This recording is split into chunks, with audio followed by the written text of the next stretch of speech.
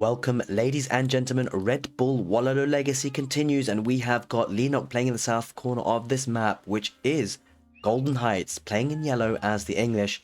His opponent will be Capoch, playing in blue as the Ottomans. This is a very crucial match because this is one of the decider matches.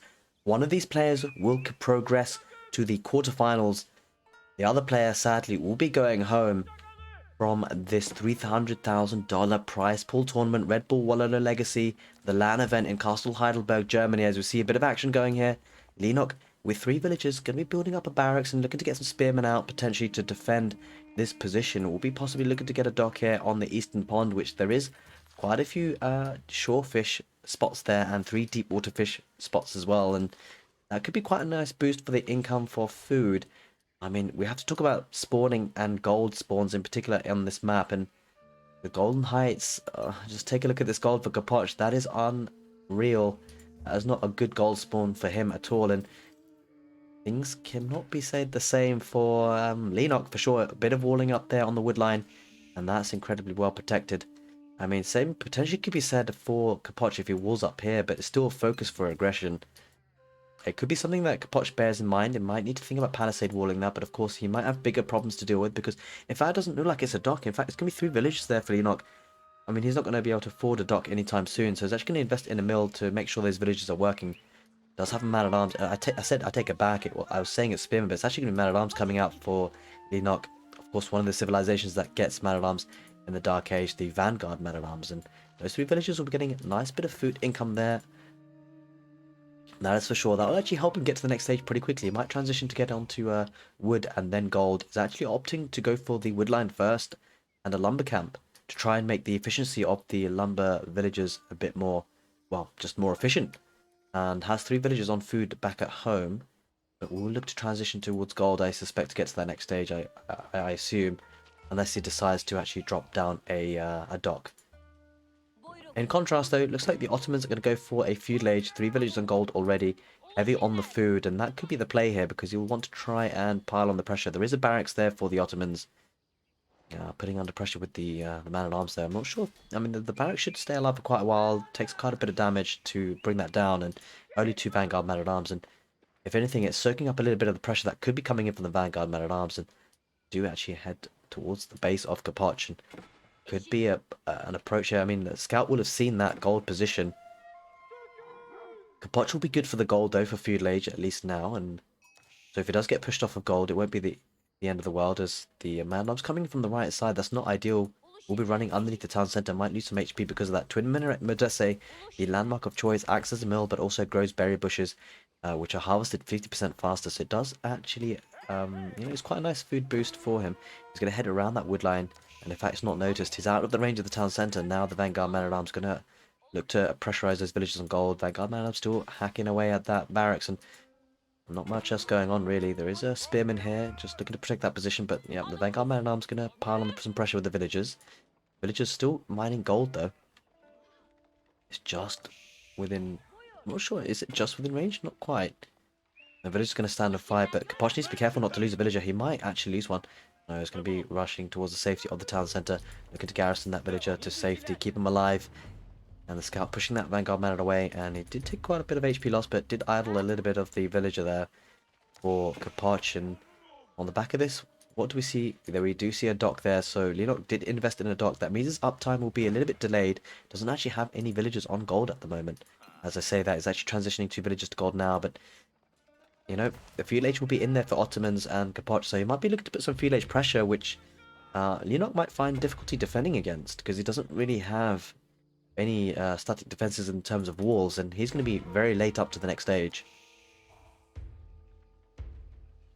Vanguard man-at-arms piling on pressure though still. Good worth here, good value from this Vanguard man-at-arms. Still looking to torch down that barracks there on the eastern side of the map.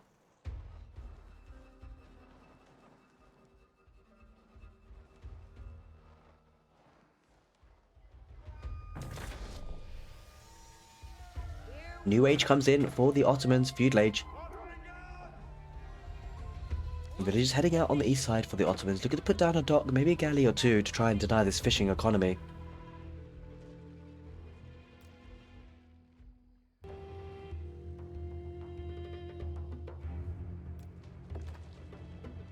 Those villagers heading out there now, going to be building it up, but, well, Leenock will spot that. Or will he? He hasn't spotted it just yet. Yep, they do now, and the villagers are starting to fire at those villagers, and the weak one's being pulled away by Capoch. The villager does go down. The dock should go up, but has suffered some casualties. Good thing he brought the 3 villagers and not less than that. And there it is, there's a dock. And now that he's in the feud age, we'll be queuing up a Dow instantly. Looks like an outpost going up for Leenock. This is a smart play, especially with the man-at-arms coming in. He's going to try and torch down the dock. And now that, I mean, the Dow will come out quicker than the outpost will go up, or the dock being burnt to the ground. But certainly the outpost will help, especially being garrisoned inside. Might help to take down the Dow. There is the Dow. Oh, actually the Dow comes up so quickly, it might take care of the villagers. This is a problem for Leenock, but the thing is the Dow doesn't have 100% accuracy, so a lot of the projectiles will be missing the target, and yeah, the outpost will go up eventually. Offers Leenock a bit of an ability to try and defend this situation. Oh, demo ship comes out as well and takes down the outpost. That's a perfect play by Capoch. I didn't even see that. Demo ships are very quick to come out. They only take 15 seconds to train, and he did it. He took down the outpost, and now the Dow can focus on the fishing economy, and now Leenock's investment, heavy wood investment, is going down the drain. As I say that, it's not really going down the drain, it's going inside the dock. He's trying to garrison. Yeah, he manages it. There is one fishing ship that will go down. We hear the dong for the vizier points, and I wonder what Capoch actually decided to use that vizier point for.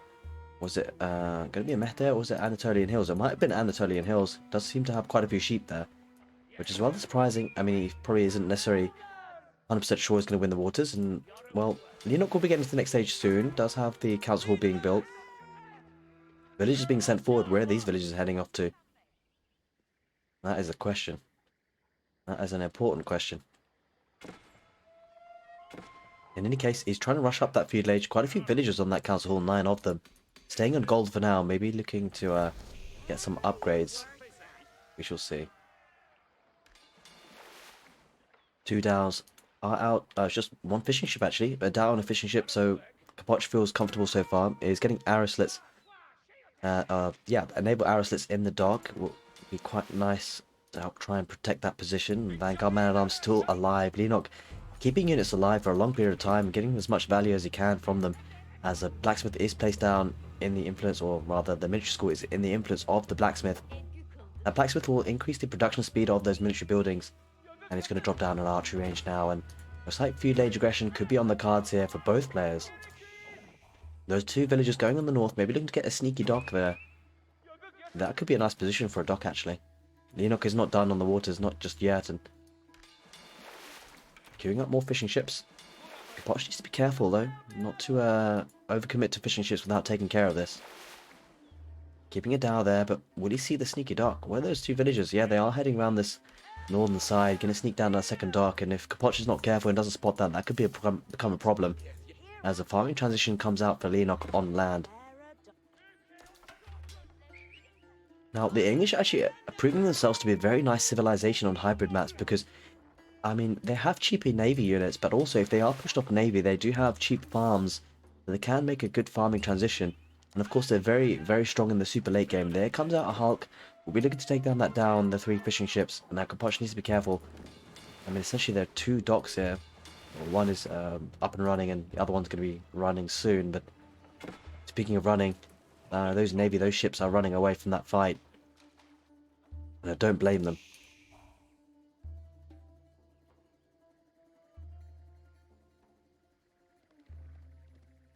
Sipahi is heading across the map, giving a good scouting information more than anything. Double archery range. It looks like Capoch is looking to be aggressive. Has 15 military on the field. And the fishing economy is still working there for Capoch on the shortfish. And it means that Leenock can do the same. So this is a really interesting mechanic that we've noticed so far, especially the fact that docks can get arrow slits in them. It means that fishing ships can stay alive, and you know, there's a decent amount of food income coming in for Leenock here.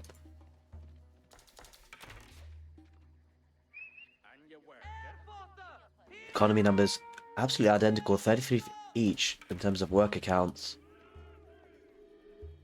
Archer numbers are coming out for the Ottomans though. Will we see it stable being put down for Leenock? We'll have to see.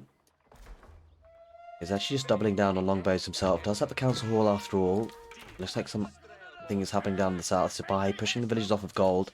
The villagers turn around and fire.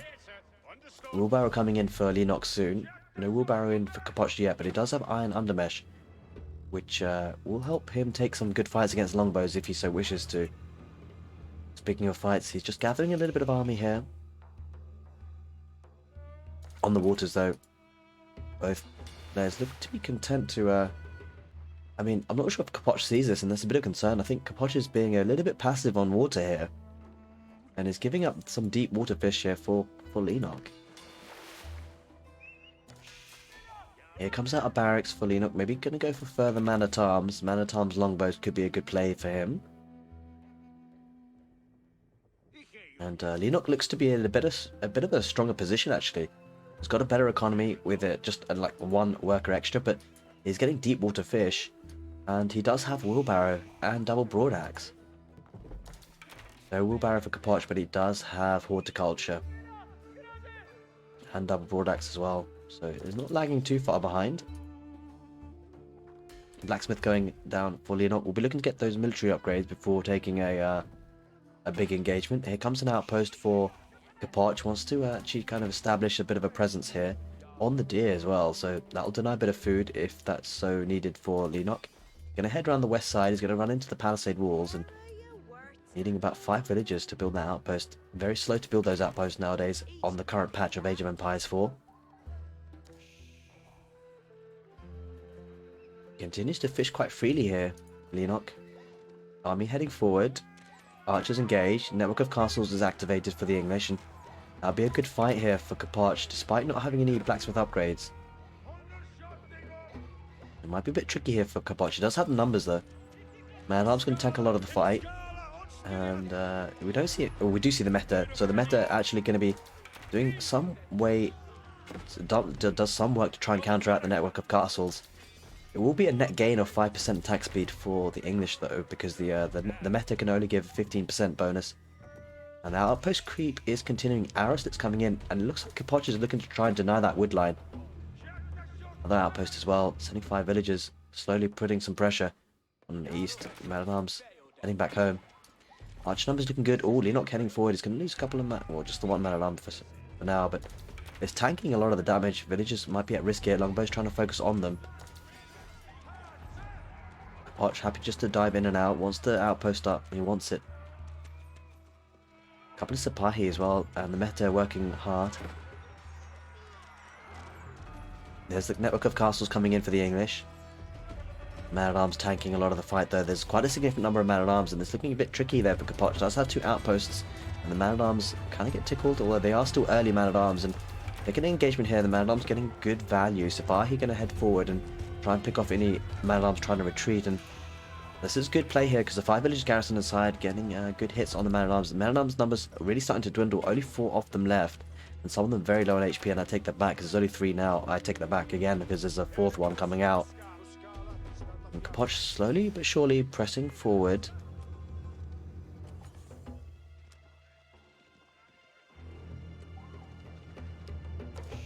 Building up in army again, 41, and I think a lot of this comes down to the fact that he's got military schools, 2 military schools and 4 archer ranges. Continues to produce in the south. Fishing economy, both players just quite content on what they have in water so far. Not pressuring the issue. Villagers trying to build another outpost. Does have Arrowslits, and he's upgrading his outposts as well, really fortifying them. He's really going to be aggressive in the feudal age, trying to put more and more pressure. Leenock trying to hold on here. 36 military versus 30, and there are a couple of Sipahi. Sipahi going to engage in the man-at-arms. Man-at-arms going to soak up a lot of the archer fire from the Ottomans.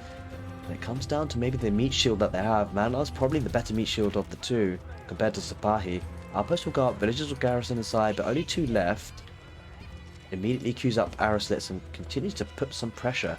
And will start to deny the farms as well, and you're not giving up valuable real estate, but he's fighting back a little bit. Man-at-arms pushing this back, but man-at-arms numbers are dwindling. Rams coming out for Leenock. He invested in siege engineering. He wants to take care of these rams, and these outposts rather. The concern for Capoch though is he'll need to take care of those rams, and he'll need melee units in order to do so. Only has 4 Sipahi, and they're very weak at that. Defensive outpost does go up for Leenock, and double ram being used here. These have been upgraded. That buys some time for the Ottomans. What will Capoch do behind this? Will he double down and start getting some melee units? He might have to. He needs to find a way to get rid of those 2 rams. Equal numbers of military, but does look quite low on HP on those units. And man-at-arms going to be tanking quite heavily there for Leenock. Has 11 of them. That's a very sizable number, and I think this actually gets pushed back. The outpost has been fortified, and it's quite a wood investment here. Quite a large wood investment with the outpost. Village. No villager pull for Leenock there to help in the fight. Sabahi going to try and jump on top of the longbows, but they're very weak, and the man-at-arms engaging. And oh, this is not a good fight for Capoch. The man-at-arms getting a wraparound, and the archers are going to be pushed back with the rams. It's a good pushback by Leenock. He's gaining control of the map again. And the meta might go down if he's not careful. Meta survives for now at least. Man-at-arms again tanking the arrow fire. Rams in behind 2 of them. And the man-at-arms as well going to help with the torch damage. Longbows pushing this back, and now the military numbers looking to be a little bit low there for Capoch from what he needs. Mostly archers, but he's up against man-at-arms, and that's a big problem. Now he's going to get pushed from this position. Capoch realizes he can't win this fight. He's going to get a defensive outpost on that wood line. Needs one. He needs to take care of the man-at-arms. The trouble is, as he takes care of the man-at-arms, the archers, or the longbows are behind for the English, are picking apart the archers, and it has one Sipahi trying to get value, but is not managing to get too much value. Meta coming out to help support. 2 Sipahi. Man-at-arms do eventually go down, but that's left Capoch with weak numbers of archers. As I say that though, he does have 33 military, but this is a good pushback for Leenock, that's for sure. Gives him breathing space. Where are the wood villagers? They're going down the south, it seems. Yep, indeed, and it has another batch of farms. Farming transition looking very smooth here for Leenock. Under so much pressure, but it has the presence of mind to have that farming transition. That he continues to push back, and now he's going to start an outpost creep of his own. And that will extend the range of the network of castles. He relocates that outpost, puts it even further forward. Now he's looking to pile on the pressure. Leenock needs to be careful not to dive in too deep though, because there is arrow slits coming in, and you know, there are 5 villagers in that outpost, and he's diving a little bit too close, you feel. I think he might have bitten a bit too much. And then he can chew, because the longbows are now being picked apart, and don't forget the archers have greater movement speed. He's going to focus on the archers, and then the villagers. Villagers don't get that outpost, and Leenock was a little bit aggressive there. Might lose the rams as well. Rams going to head forward to try and take out the outpost. Aristitz comes in. A couple of man-at-arms going to be trying to sweep up some of the villagers. There are man-at-arms coming in for Leenock though, so those man-at-arms going to switch things around. And holy smokes, this is back in 4th game, that's for sure. Things just switched very quickly there for Leenock. The number of man-at-arms actually really helping him out here. Both players staying in the feud lane for quite a period of time. The rams do go down. Villagers coming out to build the outpost. That could be a good staging ground. Man-at-arms numbers are being dwindling again, but let's see if there's anything happening in the water. No, both players just sufficient. The difference is though is that I mean, Leenock's been getting deep water fish, and the more barracks, he's doubling down. He's going for a heavy feud ledge with more man-at-arms, and he feels like he has a window of opportunity here. Longbow's going to pick off some of the Sipahi that are trying to retreat. Manages to get one, but Leenock dwindling in numbers again. Capoch really benefiting from defender's advantage. The outposts might not go up. They're so close yet so far. The archers are going to deny that, and Longbow's numbers are dwindling. With English, can spiral out of control. Like losing a fight can snowball, winning a fight can snowball as well, and it looks like this might not be one that Leenock wins, although he's got a couple of man-at-arms. It's always the man-at-arms. It feels like just the number of man-at-arms are going to dictate the direction of this fight in this game, and that outpost has been fortified now for Capoch as well. Man-at-arms going to dive in, going to buy Leenock some more time. He's going to look to get that outpost up. It should go up now this time at least. I said that before though. There's one villager there. Oh, it's going to be a close one. Archer's going to get a fire off on the villager. Oh, it's denied by 41 HP. That is so close, but it looks like Leenock's going to have to send another villager now. That's clutch play there, right in the nick of time. Man-at-arms going to dive in. Archer's going to focus on the longbows. And that's a concern actually. Leenock might be throwing away a couple of units here, more than he needs to, but then again another wave of man-at-arms comes in. And we see 3 villagers, so Leenock is a very keen to see that outpost go up, and it should. Villagers, yeah, just one bang of the hammer, and it does. And the 2 villagers garrison inside does lose one, but the archer numbers starting to dwindle for Capoch. He's fighting against man-at-arms. He's got the presence of the tower of his own, but man-at-arms going to be trying to do some value. He's actually going to retreat back to the outpost. Might be looking to get another outpost here, Leenock, on the west side of that wood line, and now suddenly it's Leenock that's piling on the pressure. His economy has been untouched for quite a significant period of time. Look at the farm transition coming in for Leenock as well. Plenty of gold in the bank. Look at the food economy for Leenock. 1,200 food per minute, and it's because of the farms, and you get the feeling that now the game is kind of switching back in the favor of Leenock, because Capoch's food income per minute is rather, it's just not great. It's just really not great. Still living and surviving off sheep, no farming transition of his own, and I don't know how I feel about that. This is kind of concerning for Capoch. He will be struggling to produce units, but outpost going on the west side to try and defend that position. Man-at-arms running in. Archers are not going to be enough here, you feel, for Capoch. Longbows in behind. In fact, no, the man-at-arms are going to dive right underneath the town centre. And they will start to dwindle, but it's creating a bit of idle time. 11 villagers idled at the moment for Capoch. And man-at-arms on that wood line doesn't get huge amounts of value. Ooh, Janissaries coming out there for Capoch. He used the Vizier point to get those Janissaries. Gets 2 Janissaries per military school, has 3 military schools. So that will be 6 Janissaries popping out. And now Capoch's military numbers, again, it really is the defender's advantage. And he's getting 3 units at the end of the day from the military schools, and he's starting to build up again. 48 military to 25. You're not diving in, but the Janissaries in behind will get decent value. They are specialists at anti-cavalry, but they still pack a punch. Have to be careful not to be picked apart by the longbows, though, because Janissaries do really melt to ranged units. And behind this, though, Leenock is going to go to the castle age, and if he can hold, that will be really strong. Might need to try and palisade wall this, but he's going to continue investment in man-at-arms. If he gets castle age and upgrades them to castle age man-at-arms, that could become a very significant problem for Capoch. Capoch is pushing forward again, though, with the archers, but he's engaging here in an unfavourable fight. Man-at-arms are going to head forward, and maybe a bit of kiting here for Capoch could micro down a little bit here. They could take down this outpost and regain control of the situation on that wood line. Obviously, the meta coming out as well. There's that castle age time. Now, we talked about it before. Often when you age up, that's when you're most vulnerable. You've had to invest a lot of resources in that tech up, and it looks like Capoch is smelling blood here. He's going to head forward, armor-clad, and the castle age man-at-arms upgrade coming in, and it really does depend on timing here. Leenock doesn't have to rush into anything, though. He can hold back. He can go underneath the safety of his town centre. Having said that, though, his units coming out of the barracks, they are exposed. But yeah, looks like the upgrade coming in now for the castle age man-at-arms, and that could be the signal for Leenock just to dive on this, and I suspect he will. He's going to push forward. The longbows in behind as well. Meta, if that gets taken out, that's going to be another kick in the teeth for the Ottomans. Looks like Capoch is going to double down in the feudal age, looking to get a ram to try and continue the pressure. Yeah, these man-at-arms are getting tickled. This is a concern. This is often a concern when your opponent goes to the next stage and gets man-at-arms. It's so hard to deal with when you're stuck in the feudal age. You really have to outmass them, but even then it's difficult. The ram doesn't even get built in time, and now the longbows in behind are going to pressure as well. You're going to get veterancy on those longbows. Man-at-arms pushing this back quite significantly. Man-at-arms numbers are dwindling, though. So, despite having armor clad, and military count actually looking still very healthy for Capoch. He's actually been able to deal with the threat. Yeah, man-at-arms numbers now starting to really thin out, and concern though is that he does have veteran longbowmen now, Leenock, and so will take really good cost-effective trades. On the east side though, what's happening on the waters, it looks like actually Ottomans and Capoch is not happy about the free fishing that Leenock is having the benefit of. Does take out a fishing ship. Focusing back on the west, he may need to delete this ram actually. We'll see. Longbows against the veteran longbows against the normal regular feudal age army archers, and it doesn't really look good for Capoch here, because as the castle age units start to build up again, and man-at-arms are tanking a lot of the archer fire, and yeah, Leenock going to spiral this fight, you feel.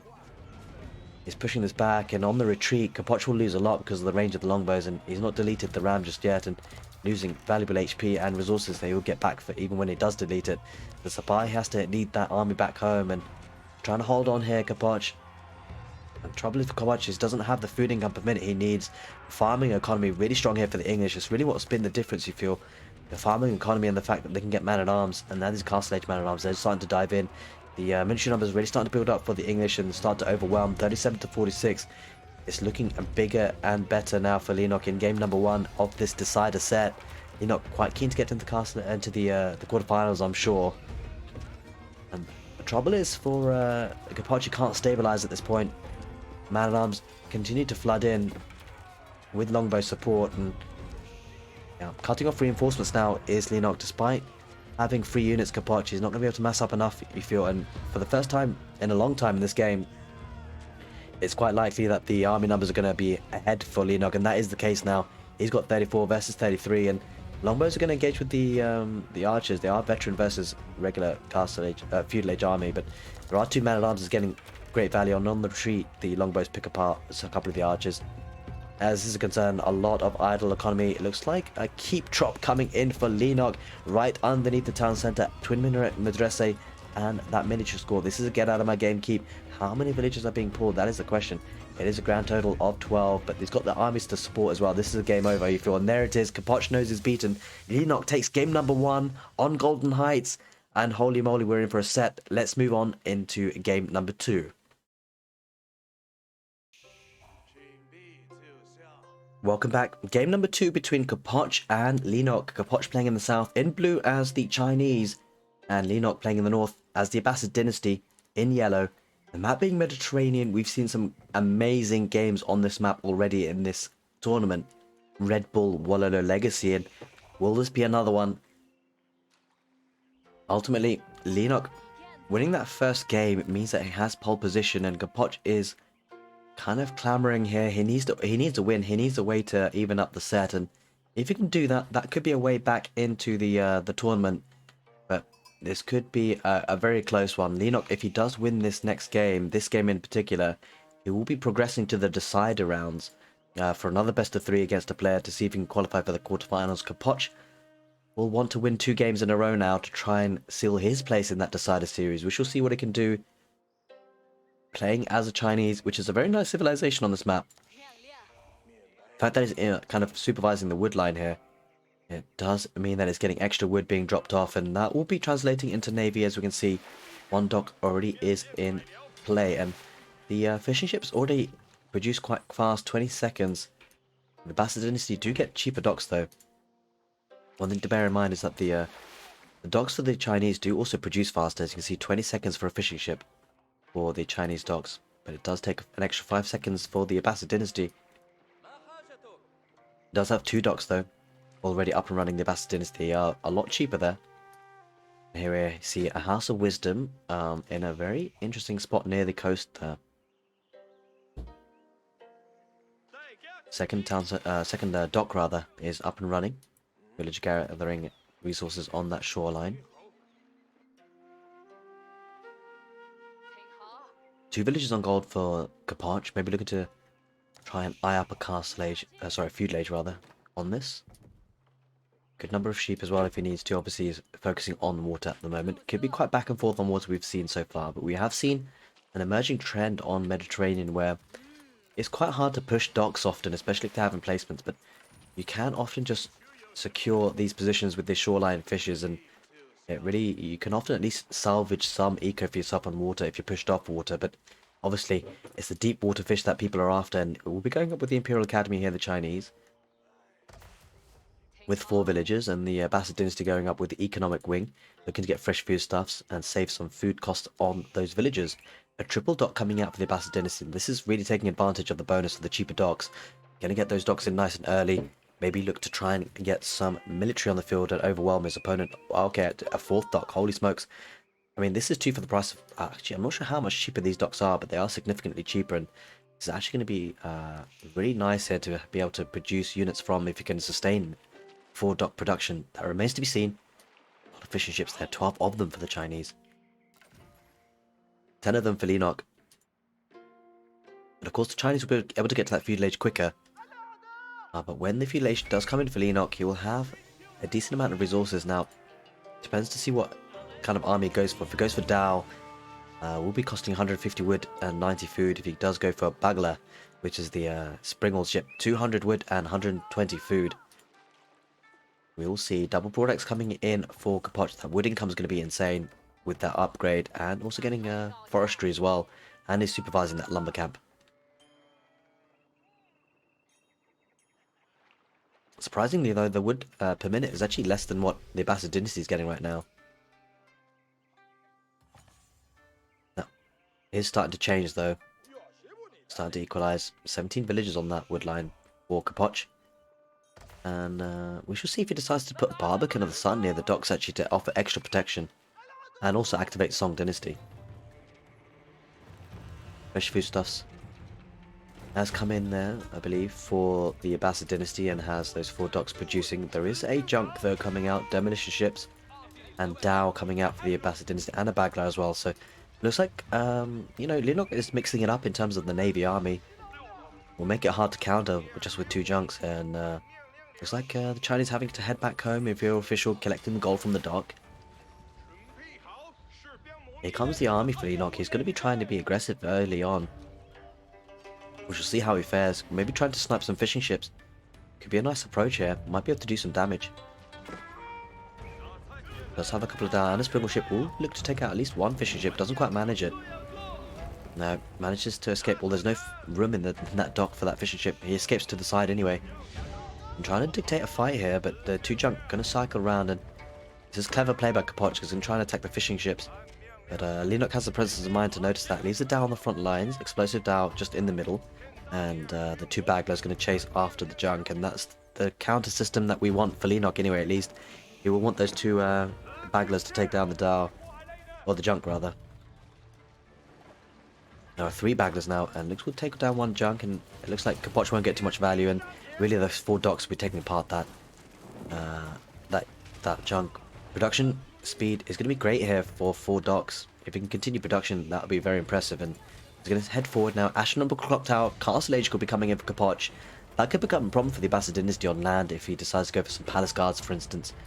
Does have a Dow and 2 demo ships, but there is emplacements in this dock now, and that we talked about this earlier. Having the emplacements means that, sure, I mean, Capoch isn't able to take deep water fish, but he's still able to take some shore water fish. And the Baggler numbers are actually starting to accumulate pretty badly here.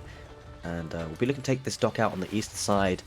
Will there be a demo ship coming out? Now, these guys are produced pretty quickly. 12 seconds, explosive junk, and they are very good at taking down Bagglers. Castle Age coming in for the Chinese, and Leenock is edging towards that direction. Fishing ships come out. Doesn't even lose one yet. Might lose one now. Yep, he does lose one fishing ship after all that pressure. More Bagglers coming in. Wants to take down this dock on the east side. This one has an emplacement. No emplacement in this one just yet. Looks like this dock should go down, and Capoch, I mean, he's struggling here on water, and looks like because of the castle age, the palace guards are sweeping around on the right side. Walls aren't going to be coming up in time though. That's a concern for Leenock. So good counter raiding coming in now for Capoch. Gonna pick off some of the villagers that were looking to wall up. Those villagers have to head back. Loses one. Well, this is not position that Leenock wants to be. He notices he shuffles those villagers out. Does still have one more villager. The palace guards might wrap around and take care of that. On the dock situation, Baggler's going to engage and actually try and take down this dock. No villager coming out to repair, and well, this is a concern for Capoch. He's going to lose his 2 docks and maybe trying to focus more on land, but and try and keep this open if you can. The villagers trying to wall that up, and trouble is for the Abbasid dynasties, when he does click up to the next stage, it will take quite a few minutes to get there, and there's no way to speed it up. He can't exactly just dive in with lots of villagers. And the fishing ships now, this wood investment for the Chinese, going to go to waste. Fishing ships will go down. It looks as though Capoch has given up on water. You need to transition onto land economy, food economy. He still has a decent number of sheep there. Needs to head somewhere else, maybe towards a boar. Where are these villagers going? That is the question. He's heading towards the west. Where are they waypointed to? Perhaps the boar. Couple of palace guards trying to get some value, but walls are in place. There is an outpost with emplacements, arrow slits as well. And 3 palace guards chasing 1 villager. Taking arrow fire. Baggler going to take out the 4 fishing ships. Will Capoch now reinvest in a dock? I suspect not. But there's a castle age time coming in for Leenock. It will be 1.5 minutes. Villagers standing and fighting. I'm not too sure whether Leenock has textiles. You kind of hope he does. He doesn't. Well, that's a bit of a concern. And I mean, the palace guards will be taken apart now. It does create a bit of idle time. Another outpost going on this side of the wood line, and that gate might be taken apart soon. The fishing ships do get taken out. Bagglers are going to just harass or just keep an eye on this coastline, make sure that no docks appear. No villagers are walling this up. Still open there on the east side. Trouble for Capoch though is that Leenock now has a lot of fishing economy, and that will be untouched for quite a period of time. A very efficient economy there, to say the least. And does break through. There are 2 villagers, but the outpost is up. Will looking to get arrow slits, but quite a few villagers might be at risk here. They do garrison inside the 2 outposts, and does have arrow slits in one of them, so the palace guards won't get all that much value. Does idle the economy slightly, but you're not sure if it's enough at this point. Baggler just staying on that open part of the wall, so we'll be getting some value if any units try and go through, but palace guards can only do so much. So do take out some of the villagers, but it's really the fishing economy that's the danger part here. Look at the food income for Leenock and the Abbasid dynasty, almost hitting 800 food per minute. Looks like a keep drop here on the north. Wants to get some map control here. Capoch will deny gold and deer pack there, which is quite nice. and the wood line, actually. Might move Leenock to this right side wood line, and he's getting some outposts here, and yep, Capoch really having to pile on the pressure. He knows he's lost water, and so he's probably on a bit of a timer here.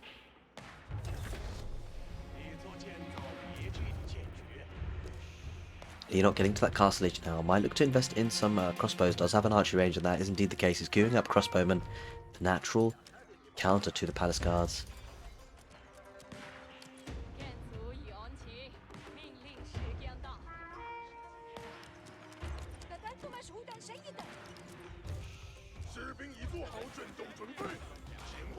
And the palace guards will retreat to the safety of the keep. But Leenock looking in a good position eco-wise. Bagler gonna try and take some damage on to these palace guards. They still do trickle through. There's a siege workshop as well, so now really Capoch doubling down. He wants to get some trebuchets most likely and pile on the pressure. Leenock still investing in fishing ships, it appears. Yep, he is indeed looking to maximize the food economy on the waters that he fought so hard to win. There's some palace guards, and they're going to be looking to take out villages on the wood line.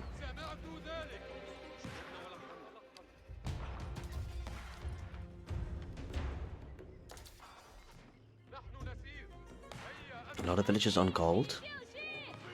Palace guards going down the north to see if they can get any value, but not much to be had. Capoch doing well to manage the economy though, still continuing the villager production in terms of the economy. Like the economy is effectively similar, very similar, 46 to 51 economy units. I think Leenock has stopped producing fishing ships at this point, and understandably so. He needs that wood for other endeavors.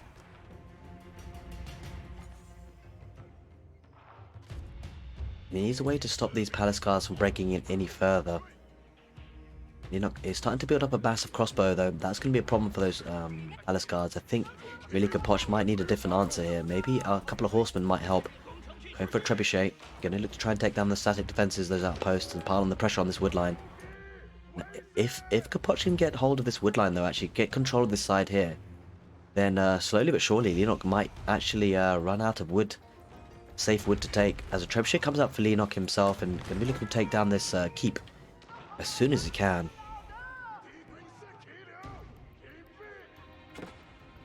In the north, palace guards moving closer and closer towards that capital town centre. Also villagers on gold there for the Chinese. Villagers going to come out to repair that keep as well. Trebuchet is going to be pushing those villagers off of wood. This is a concern for Leenock. He's going to struggle to get wood on this west side. Does move now onto the east, but we talked about this. Capoch doesn't really have much here, and he does have a couple of palace guards, but those will be ripped to pieces by those crossbows. And so really Leenock should be in a decent position to get wood here. Eco levels are actually the same here, 51 to 52, and in fact Capoch is pulling ahead.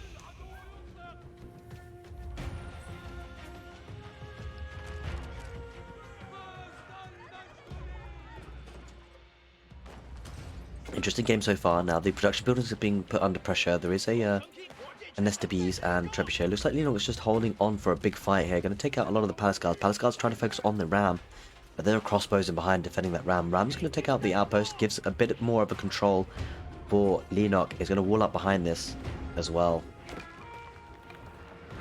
It looks like the main danger and threat for the Abbasid dynasty is on the west side. Nesta Bees does unpack, almost trying to take out that trebuchet, but a village gets pulled by Leenock to repair. Oh, Nesta Bees might get a good volley off on the stone villagers. Quite a few go down, 2 of them. Maybe another volley might work. Oh, Leenock not moving the villagers. Nesta Bees getting huge value. I'm not sure why Leenock didn't move those villagers in time, but he lost almost everything. Just one villager lives to tell the tale, and the economy actually dwindling for Leenock. Only 43. I don't understand what's happening here. He's crumbling under the pressure, which is rather surprising. He won water, but he's losing land. This pressure, this push coming in strong now. There is a Springald in play, 2 Nesta Bees, and he lost a lot of villagers there. Looking to take out this siege workshop as well.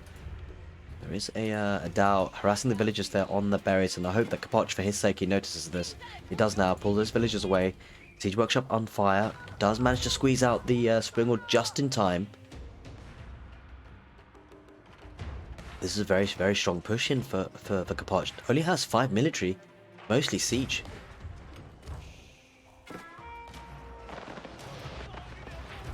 29 military for Leenock. He's massing up. He's getting a second town center. On that wood line, another siege workshop going on behind that House of Wisdom, and it's going to be slowly pushed back into that corner again. Capoch really pulling ahead on villager count. And I'm a bit confused as to how that's happening. Because, I mean, does Capoch have another town center or something? I mean, it doesn't seem like it. I mean, he surely must have something. What's going on? Let's get the field of vision off. The fog of... Well, in fact, I can't get the fog of war off at the point, but... It's rather confusing. The fact that Leenock doesn't have the economy units. Only 47. He does have 4 docks and is just not investing in any more fishing ships. Most of the economy is actually on water here. He's getting that second town center. Going to try and catch up on the village count. It's not as though, you know, there's no Song dynasty in for the Chinese. And it might just be their superior economy because of the supervision of the imperial officials. 2 trebuchets on the field. Siege kept alive. 2 Nesta Bees, 2 Springolds. And the 2 Springolds, oh, this is very clever play by Capoch. He takes out some fishing ships, but he is now at risk of losing those Springolds. He does lose 1 for free. Has to head back, and just be careful, might lose a Nesta Bees as well. Goes on the Springald. Does he have some villagers to repair? 3 trebuchets. A couple of outposts. Does lose a Nesta Bees though. I'm not sure if it was worth it in the end to take those fishing ships. He did what he did. Horseman coming out now to counter the crossbows, and this could become a problem for Leenock. Does have 26 military, but I don't know, for some reason on the Mediterranean today in this second game, the game just feels slow. Trebuchet there underneath the protection of the town center, which is actually reducing in health. Ooh, a Springwood does get taken out there. No hand cannon slits here for Capoch, rather surprising. As he gets another trebuchet out of the siege workshops, double stable. Horsemen starting to build up in numbers. Veterancy is in for those units. And 3 trebuchets might look to try and take out the production buildings, maybe even the House of Wisdom. We shall see. And the Dow still being annoying on that mill. But Capoch doing well in the second game. He has an opportunity to actually push us to a game 3. Trebuchets might be unfolding on the docks. Holy smokes. Those docks go down pretty quickly to the trebuchets, actually. There are Springolds there, 4 of them, so Capoch will need to be careful. He won't want to lose those trebuchets. He pulls back, and the issue is that the outpost is giving him lots of vision. That's super important. He knows when those Springolds are coming in, and he could dive them with the horsemen. He's sending 7 horsemen in. Looks like he's going to try and take them out. At least 1 should go down. Villagers coming out to repair potentially. Crossbows coming out as well. Would be able to get some good damage on the horsemen. Horsemen dive in. The horsemen do have bonus damage against siege. 1 goes down, possibly 2. We shall see. Yep, he should get a second. Oh no, the crossbows. Body blocks on the villagers. Oh, it gets behind the crossbows, and he manages to save another Springold. Oh no, he doesn't. The Spring goes down. Will he lose a third? Will he lose another? He just about does, and that's great value for Capoch. And he loses another, and this is perfect push. 3 trebuchets in the background for Chinese with 2 Springolds, but the horseman coming in for Leenock will look to snipe 1 down. He will lose a Springold here, it seems. Horseman goes down. The push continues, and the problem for Leenock is that these landmarks are very exposed, and I think Capoch just needs to defend these trebuchets. If he can defend these trebuchets effectively, that will be his win condition. The trouble is, though, he doesn't have the units on the land he needs. There are a lot of crossbows, a lot of horsemen. 4 horsemen actually work here for the Chinese, and it does have 2 stables. Villagers coming out to try and repair those trebuchets. Will he be able to survive? It probably will. He's retreating to the keep, and I'm not sure the horsemen will be able to do it. Will they be able to do it? Villagers coming out to repair. He's repairing like a madman. He keeps it alive. Trebuchet keeps alive, and that could be huge. Looks like maybe the Abbasid dynasty need to tech into spearmen. I need to refresh that lumber camp. Not the most efficient wood line there, and there's no wheelbarrow either. 3 trebuchets still firing off, constantly piling on the pressure. A 4th trebuchet coming off. This could be a landmark snipe.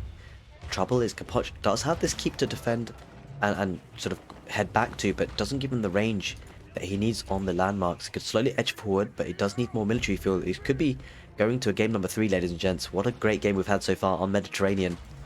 The trebuchets unpack. They are starting to... Well, they took out the production building first. Might be unfolding now on the camps of all things. Come on, go for the town centre already. Yeah, the trebuchets are heading further forward. Looks like it's House of Wisdom. And he's working well. Springolds will be helpful here for Capoch. Only 2 Springolds there for Leenock, and he might take 1 out for free there. Capoch takes out the scout. Springolds are coming forward for Leenock. Horsemen might pounce on that though. There are a decent number of horsemen here for Leenock. In fact, Leenock's going full horseman himself. He's fighting fire with fire. 3 Springles versus 2. Third Springle for Leenock. A bit late to the party. Decent trade though overall though for Leenock. And he probably will win this Springled fight. He should get the second fire off.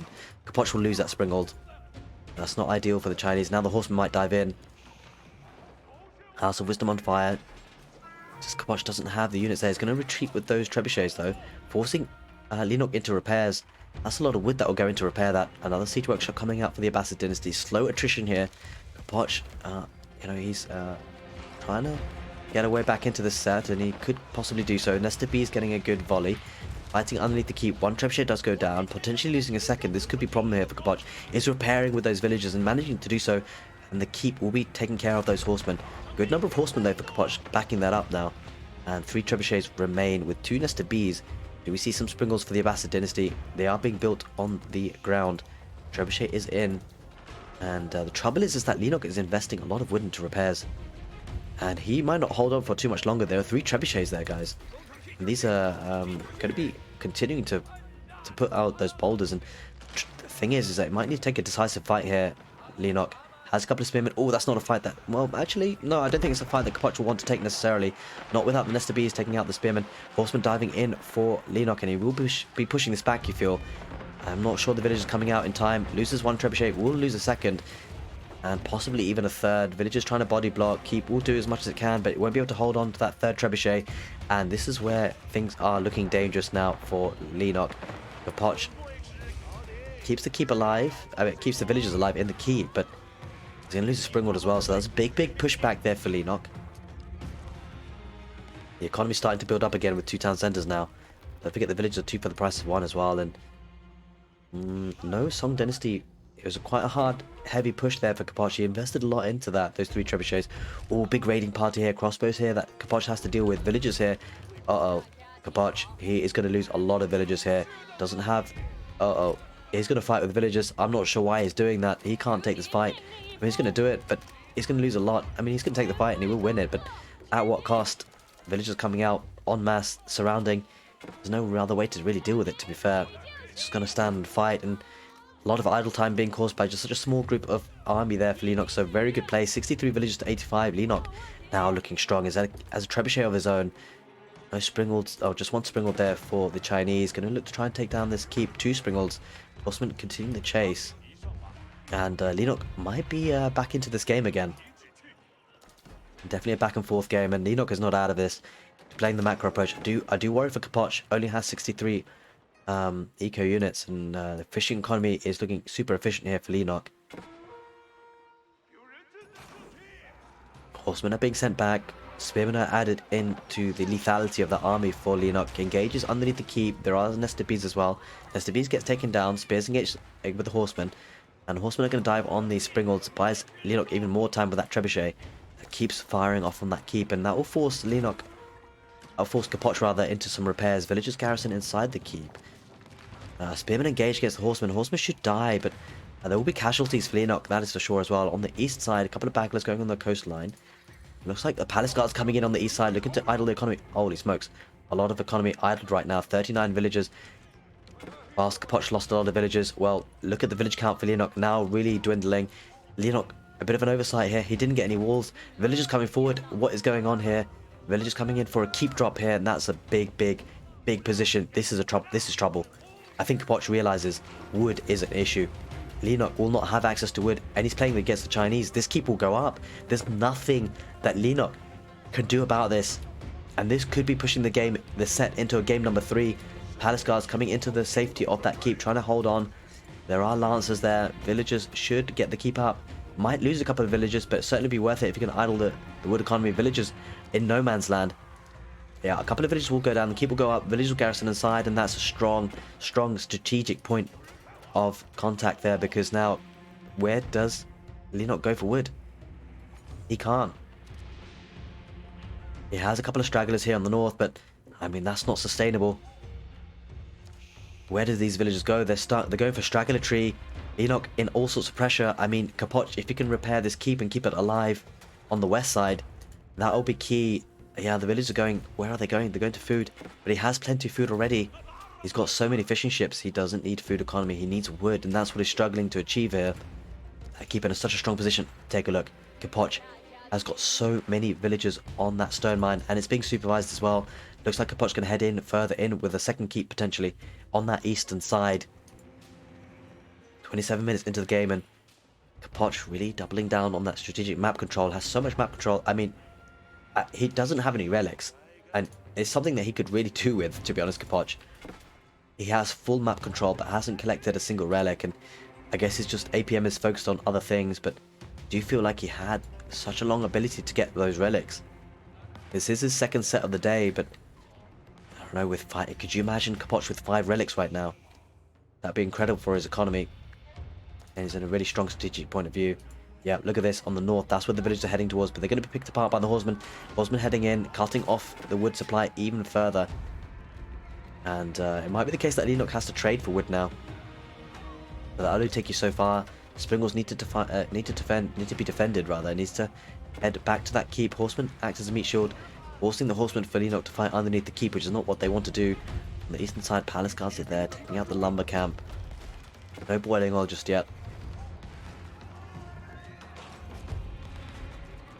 Units are dwindling for Leenock, 20 versus 20. Leenock does have the better economy, but that keep us on fire. The villagers need to repair this. Because there is a trebuchet. Trebuchet will be going down to the horseman though. Trebuchet out of position, and that's a big pick off there by Capoch. Because, well, Leenock can't really afford another trebuchet anytime soon. Doesn't have the wood to do so. I need to buy and use the market. Going to be repairing that keep now. And there's plenty of stone to do so. So I suspect Capoch will try and heal that up to maximum health as much as possible. Villagers scrambling for that wood in the north, and I think Capoch knows that's a potential point of contact. A lot of horsemen here. Going to be picking up villagers. 75 villagers only on the stats there for Leenock, down to 73, and there it is. There's the GG. Leenock taps out, and Capoch takes this to game number 3. He has an opportunity to continue in Red Bull Wololo Legacy, and it's all going to come down to game number 3. Who is going to win? Stick around, let's find out.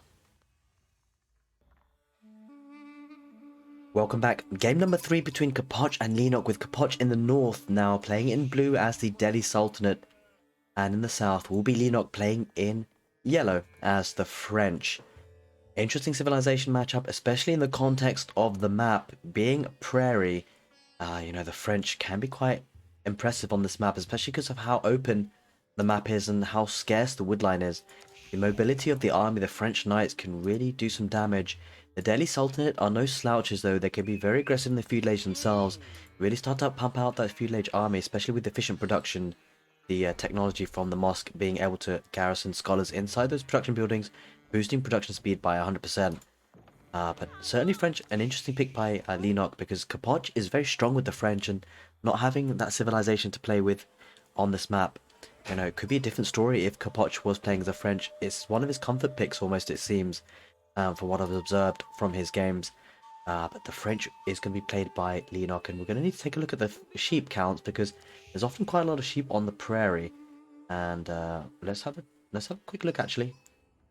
Capoch has opted for the 1 scout. Quite a decent number of sheep coming in for him. Leenock, on the other hand, oh my god, that is a lot of sheep coming in now. 13 of them, 15 of them, and he has gone for double scout, and that is key. We've not seen this for a long time. But double scout is the play here for Leenock, and you know, often we see players go for 1 scout only, and this is double scout is really paying off now for Leenock. This is going to sustain his economy for a very long time, and that is what you need as the French, because now it delays the farming transition for him quite significantly, as we see a large group of sheep there. And the Delhi Sultanate will be able to maximize usage of the berries, because they do pick the berries fast, and so he's already out there picking those berries. 8 villagers there already. It just feels like we've got to check that again. Have a look. Oh my god, even more here. 18, 19. An insane number of sheep coming in for Leenock. That food economy is going to be absolutely amazing. And what a game to get this number of sheep on. The 3rd game, the decider of this best of 3. And the player who doesn't win this set will be bowing out of this Red Bull Wololo Legacy tournament. The $300,000 prize pool for it is up for grabs. Oh my god, 28 sheep there. Those are the sheep that haven't been taken. There are still some sheep carcasses there. And as we see 3 villagers on that school of cavalry. I mean, I mean, we might even get up to sort of the mid-castle age without him having to place any farms. He's actually going to build a mill on the berries, not to take the berries necessarily, but he will be looking to get that wheelbarrow in nice and early. Delhi Sultanate is going to be going up to the next stage with the Dome of the Faith, which does enable the production of scholars for cheaper cost, but does extend the, well, it does take longer to train them, as opposed to if you make the scholars from the mosque. Speaking of the mosque, piety will be coming in just over a minute, which will increase the health of the scholars by 40%, and well, this is tricky for the Delhi Sultanate when your opponent, as the French, gets this number of sheep. Well, Capoch is going to have to play this strong, and he did play the last game strong to push this to a game 3, so it's not something that Capoch can't handle, that is for sure. But this is a very high stakes game for both players. Does have a decent number of sheep himself, but obviously reliant more on the berries and focusing on that just for now, just to take advantage of the Delhi Sultanate bonus there. But we're discussing the context of this match being on prairie. The lack of wood is quite stark. As you can see, hardly any wood lines. There's one here on the west and one here on the east, and they're not very lush forests or anything like that. Just small wood lines. And a scout here on the front there for Leenock, keeping an eye on things, and we might start to see some French Royal Knights coming out momentarily because that school of cavalry is almost up. Wheelbarrow obviously coming in for the Delhi Sultanate. The technologies are coming in for free, but if you have a look at the top left under Capoch's name, unfortunately you don't actually see that being activated. Those upgrades aren't being shown on the Capture Age overlay, and it's just because the Capture Age is in beta testing. Well, I'm not sure if it's so much beta testing, but it's still continuously developing, and they just need to upgrade that a little bit, and a bit more work still left for that to be done. But the Dome of the Faith is going to be built as well, and I suspect we'll see an early knight in the queue there. There is indeed. That'll be heading forward soon, and looking to get some damage. There is the barracks built by the Delhi Sultanate. Going to be getting some spearmen, I suspect. One is in the queue already. We'll need to defend this wood line. That is the key source of possible pain for the Delhi Sultanate. As you can see, Scholar coming out just to garrison inside that barracks, and we'll be able to increase the production speed for this barracks. Wheelbarrow comes in for Leenock. As we see, the French Royal Knight making his way forward now. Can look to get a charge attack on something if you can. The berries is relatively exposed as well. You know, the berries is very exposed. And the spearmen have been upgraded. Yep, Capoch needs to be careful here. He might be put under pressure. Spearmen coming out towards that wood line in between. Knight gets a charge attack on the berries. Might lose a villager here. Might do. No, he pulls out there. Leenock doesn't want to lose any HP on that knight, and he just does take quite a bit of HP on that villager, but obviously the villager's still working nice and hard. And there is a blacksmith coming up for the Delhi Sultanate, looking to get those blacksmith upgrades. He cancels it. He goes for a stable himself, actually. And that kind of makes sense. He needs to make sure he pushes us away. I think he may have seen something with scouting, potentially. And it is archery ranges. Archery range and barracks on the wood line. 3 spearmen coming out on the berries. And that stable will look to start producing those horsemen. Horsemen, spearmen, the army composition of choice for the Delhi Sultanate here, and a couple of archers going to be harassing on that wood line. That's a concern. That wood line is now very exposed. Oh, this is a problem for Capoch. He's going to lack wood here. Knight going to protect that archer as well.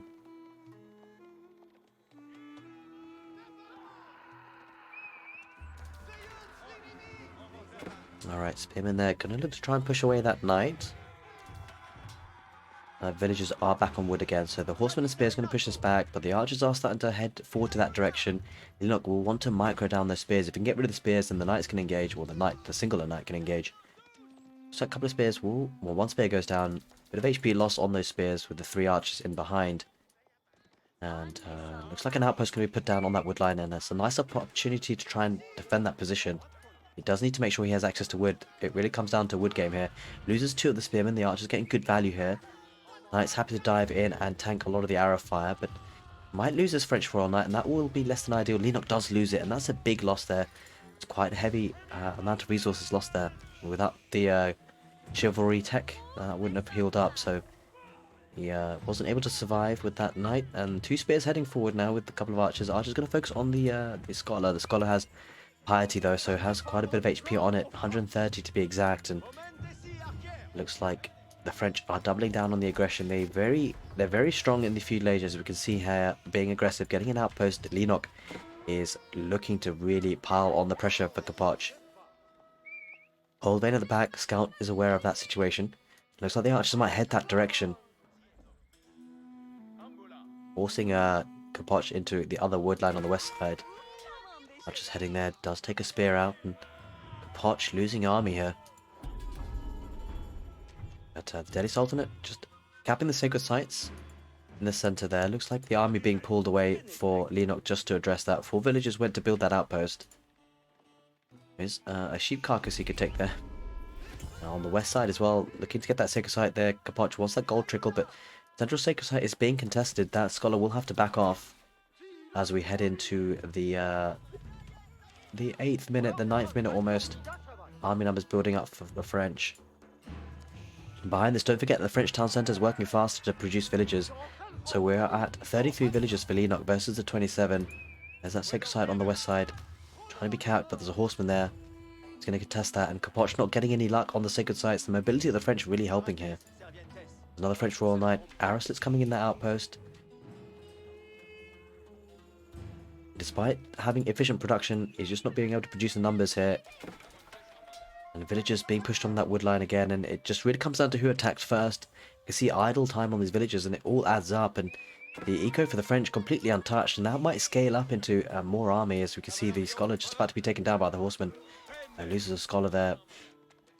A knight gonna charge attacking another scholar, and that will go down. I think Leenock will die for this. All just survives. Garrison inside the town centre. A lot of idle time. 10 villagers idle in that town centre. Araslitz means that wood line is under pressure. Might lose a villager there. Oh, just surviving with 5 HP. We'll lose that archer, I suspect. Yep, he does indeed. But on the west side, piling pressure on the berry patch. Army numbers looking a bit more healthier now, though, for Capoch. Again, there's so much idle time for these villagers, not able to gather wood safely. There's nothing really on wood line on the back. And that's the concern. The French just being super aggressive. Look at this. He's got 21 sheep left. He's going to head over to stone, maybe looking for a second town centre here. Chivalry upgrade coming in. That's just one French Royal Knight.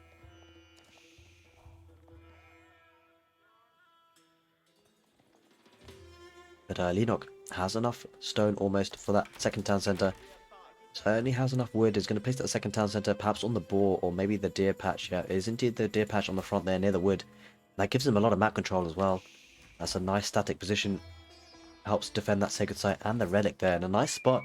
You might be inclined to think, oh, that's so far forward, but it's because he's got so much map control and he's doubling down on that position. But I think Capoch will want to take a decisive fight to get some breathing space, and he might actually be able to do so if he tries to charge in on this. But looks like he's going to keep his army safe and alive for now. Head back towards that town centre maybe, or he's going to head back actually on the west.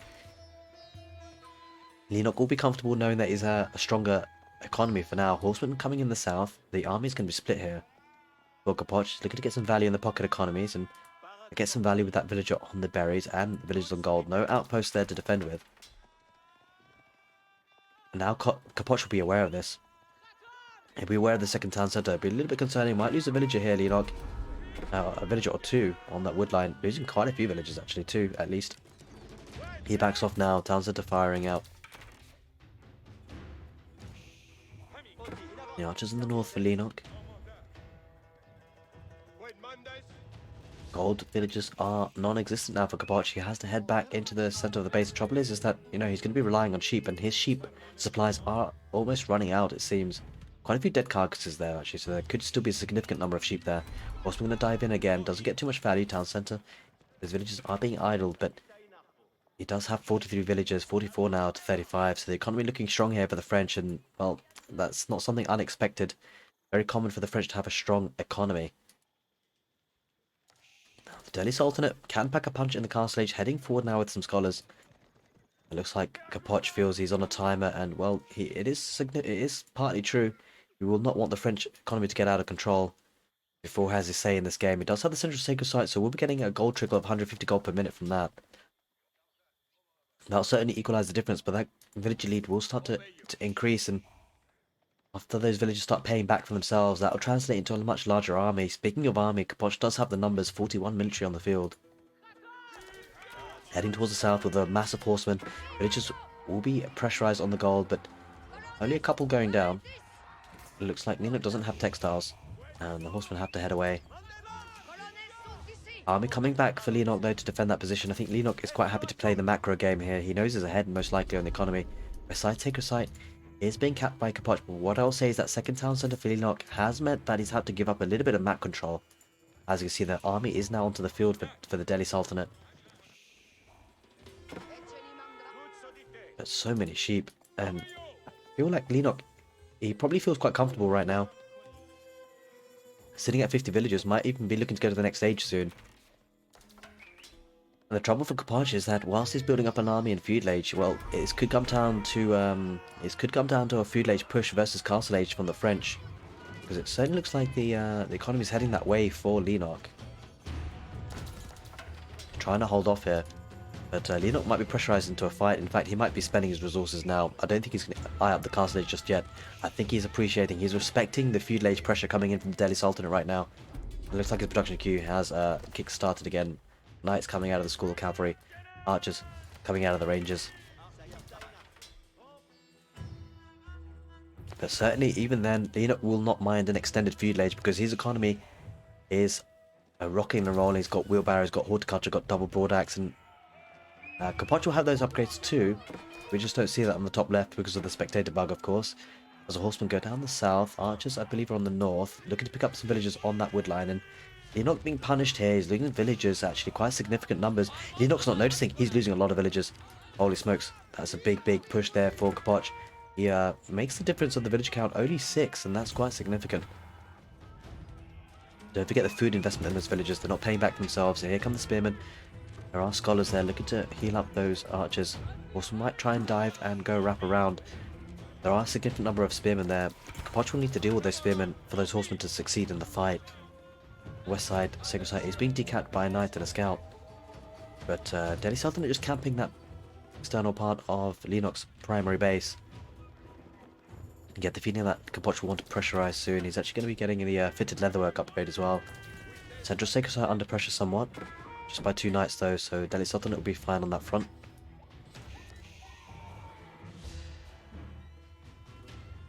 Going for the pocket economies, berries, and deer patch on that west part of the map. Quite a few villages on that wood line. Going to be garrisoning inside that town centre, but going to be pressurised in the feudal age. 8 villages garrisoned inside. Looks like Capoch going to try and burn this down. Does have scholars to do that with as well, and torch damage coming out. Archers in behind. And looking to torch that down. It looks like Leenock might lose his second town centre. This could be a big push, but Leenock going to try and defend. Doesn't have any villagers to repair. They're all garrisoned inside. They're going to pop out now, look to defend, and yeah, they're going to try and repair and keep that TC alive. There are a lot of spearmen there. The TC goes down. Spearmen are going to try and stop the horsemen, but horsemen actually disengage from the spearmen. They're wrapping around those archers, and Leenock might lose a lot here. He's losing a lot of numbers, but there are French Royal Knights, a lot of them. Villagers were retreating back to the town centre. In fact, no, they're getting involved. They're fighting, and Leenock taking that fight. Overall armor values relatively similar considering the cost of those French Royal Knights, and Leenock having to give up that position still has a stronger economy. 51 villagers versus 43, but that was a big push by Capoch, making some inroads into the game so far in game number 3 on the prairie. Sacred Site on the east now being kept by Capoch, and Leenock heading back home with the military. He's going to have to regroup here. Lost a lot of numbers, and Capoch probably feeling a bit more confident about the game now. Punishing that second town centre. Scholars here healing up those units for Capoch. As we now switch our attention onto the west. Wood line being taken. There is still being taken. A couple of knights looking to pick off the reinforcements. A good play here by Leenock to pick off those reinforcements. As a horseman to try and dive in and pick off some of the knights. Archers are going to be getting some value as well, but at this point, I think if you're Leenock, actually, going full knights actually might work quite well. There aren't any spearmen on the field, really. Not many to be too worried about. Takes down a scholar there. We'll be decapping that Sacred Site. Decided Sacred Site going to be capped by Capoch, it seems. The line is running sparse here for the Delhi Sultanate, and horsemen keeping an eye on those knights. Might look to engage this, actually. Chivalry helping to heal up. 2 villages will go down on that wood line. Horsemen will not mind engaging with those knights as well, possibly. Actually, they're quite weak, those horsemen, and they won't want to engage with that wraparound with the knights. Leenock feeling confident. He's going to take some good hits against those knight, against the horsemen rather. The archer's gonna try and push them back. Does lose a knight there, as you can see on that central sacred site. West side sacred site is under control of the Delhi Sultan and the central one as well. That'll be 300 gold per minute. This could be a big fight here. Leenock feeling optimistic. He's feeling good. He's got the army value he needs. 6,700 army value versus 5,500. I think Capoch is worried. There's lots of archers here and knights, and it's really the knights that are playing dividends here. Quite a few knights going to push away that horseman. I think Leenock is doubling down. This is Leenock's attempt to push now. Losing a couple of retreating archers.